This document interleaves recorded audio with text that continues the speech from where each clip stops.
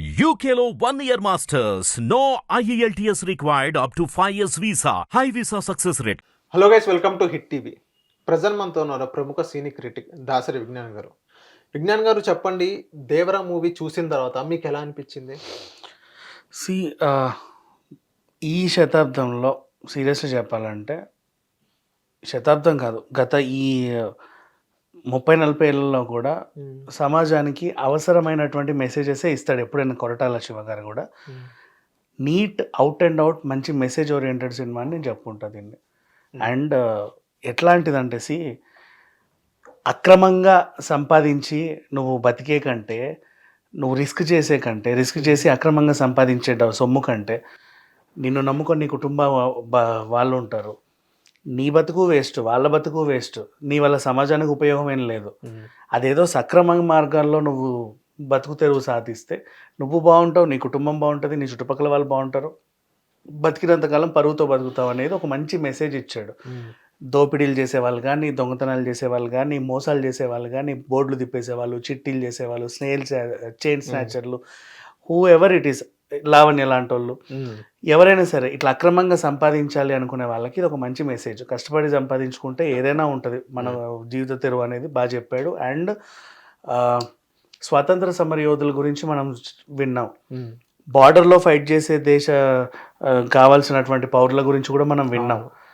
కానీ దేశం కోసం ప్రాణాలు అర్పించేటువంటి వీరులు ఎక్కడెక్కడో కాదు, ఇంకా ఇంకా ఉంటారు, ఇలాంటి వాళ్ళు కూడా ఉంటారు అని పరిచయం చేసిన కథ ఇది. ఎలా అంటే ఇప్పుడు బ్రిటిష్ వాళ్ళు ఇండియా నుంచి చాలా దోచుకొని వెళ్ళారు. అవును, పోర్ట్ వరకు వాళ్ళని ఏదైనా చేయగలరు, కానీ సముద్రం దూకానికి వాళ్ళని ఎవరేం చేయలేరు.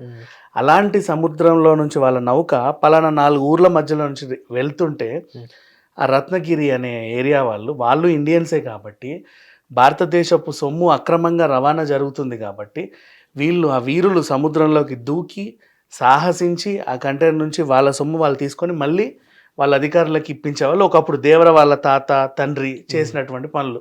సరే, ఇప్పుడు అనుకోకుండా ఆ అలవాటు ఉంది కాబట్టి కొంతమంది ద్వారా, ఏజెంట్ల ద్వారా వీళ్ళు అక్రమ మార్గాల్లో సంపాదించినప్పటికీ అది కాదు, ఇలా చేస్తే బాగుండని ఒక మెసేజ్ ఇచ్చారు. సో అట్లాంటి వీరులు కూడా ఉంటారని చెప్పాడు కొరటాల. ఎప్పుడు కొరటాల గారు తను ఏ సినిమా అయినా తీసుకో, అవుట్ అండ్ అవుట్ సమాజానికి ఒక మెసేజ్ ఇవ్వడానికే తను ప్రయత్నిస్తూ ఉంటాడు. ఒక సినిమా వల్ల నలుగురు మారాలి, అది చాలా నాకు అనే గొప్ప డైరెక్టర్ అనమాట, మనకు దొరికినటువంటి ఒక జెమ్.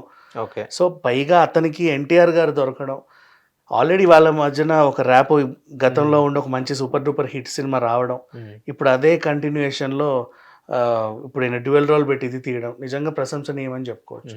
సార్, ఇప్పుడు ఏదైతే మీరు ఎంత రేటింగ్స్ ఇస్తారో దేవరా మూవీకి అవుట్ ఆఫ్ 5? దేవరాకి రేటింగ్ ఇవ్వాలంటే ఫస్ట్ దీని కథ గురించి మాట్లాడుకోవాలి. Story is out and out excellent story. Okay. And next screen play పద్ధతిగా సాగింది.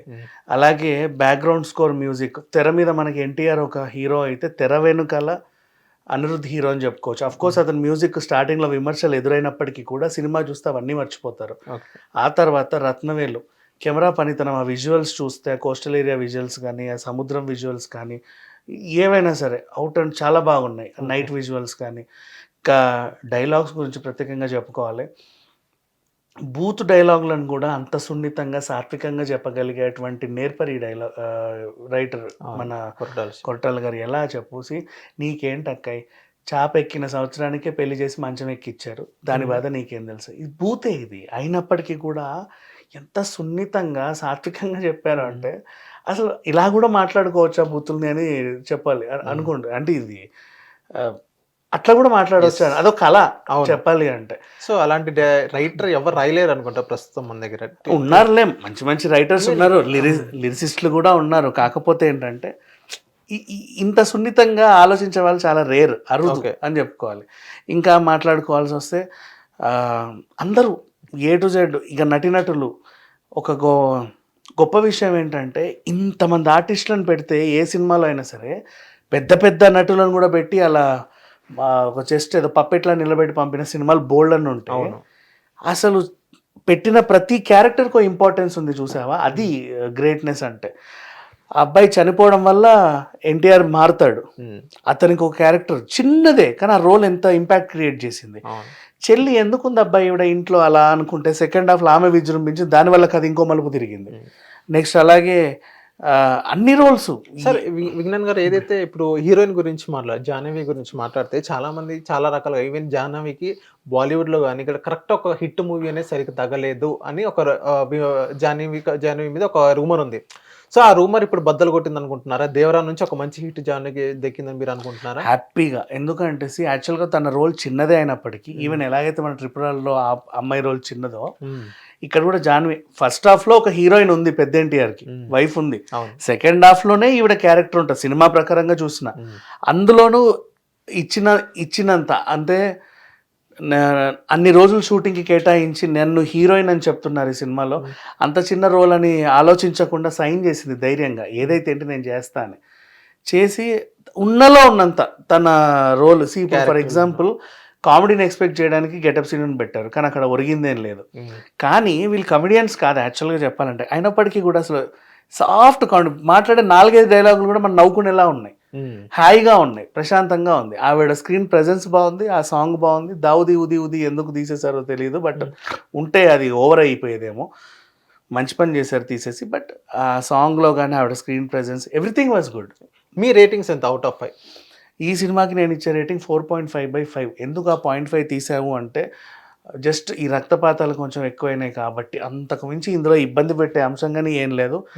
3 ఏళ్ల పిల్లోడి దగ్గర నుంచి 3 కాళ్ళ ముసలావిడ వరకు అందరూ కూడా చూసి నేర్చుకోవాల్సిన సినిమా ఇది. ఖచ్చితంగా చూడాల్సిన మూవీ అని చెప్తాను నేను. విజ్ఞాన్ గారు ఏదైతే కింద కామెంట్స్ చూస్తున్నామో, ఏదైతే లాస్ట్ మూవీ కొరటాల శివ గారిది ఉందో అండ్ ఇప్పుడు దేవరా మూవీ, రెండింటిని కంపేర్ చేసుకుని పాదఘట్టం ఇంటూ ఎర్ర సముద్రం అని ఇలా కామెంట్ చేస్తున్నారు. సో వాళ్ళకి మీరేం చెప్తారు? కొరటాల గారు తన లైఫ్లో చాలా సినిమాలు చేశాడు. భరత్ అని నేను తర్వాత ఆఫ్టర్ లాంగ్ గ్యాప్ ఇప్పుడు మళ్ళీ దేవరతోనే వచ్చారు.